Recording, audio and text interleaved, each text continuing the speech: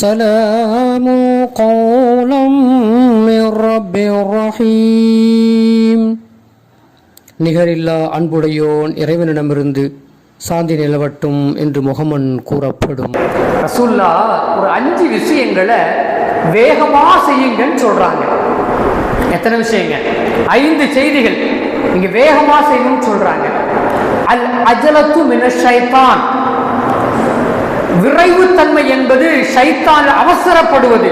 அல் அஜலத்துன்னு சொன்னா அவசரமா ரொம்ப இந்த அவசரப்படுகிற தன்மை இருக்குல்ல, அது ஷைத்தானிடத்தில் இருந்து உள்ளது அப்படின்னு சொல்லிட்டு இல்லாஃபி ஹம்சத்தின், 5ஐ தவிர என்று 5க்கு விதிவிலக்கு கொடுக்கிறாங்க.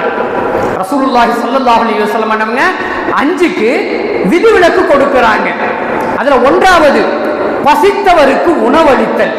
பசியில இருக்கான் ஒருத்தன், பார்த்துக்கலாம்ப்பா, கொஞ்சம் பொறுமையாரு, அப்படி அல்ல, உடனே அவனுக்கு பசியை போக்க வேண்டும்.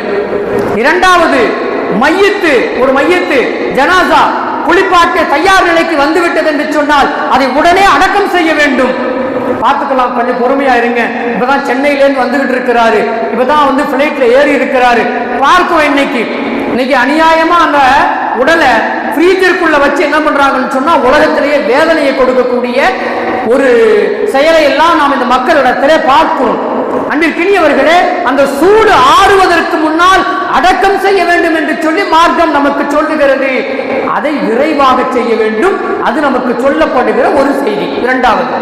3வதாக வயது வந்த பெண், ஒரு பெண் வயதுக்கு வந்து விட்டாள் என்று சொன்னால் அவளுக்கு சரியான மாப்பிள்ளை அமைந்து விடுகிற பட்சத்திலே உடனே நீங்கள் திருமணத்தை நிறைவேற்றி விடுங்கள். 4வதாக கடனை நிறைவேற்றுங்கள். வாங்கிய கடனை என்ன செய்யணும்னு சொன்னா நம்மால் எவ்வளவு சீக்கிரமாக அடைக்க முடியுமோ அவ்வளவு சீக்கிரத்திலே அடைத்து விட வேண்டும் என்று சொன்னா நாளை மறுமையிலே கடன் பற்றிய கேள்வி, கடனுக்கான விஷயங்கள் அவ்வளவு கடுமையாக இருக்கும்.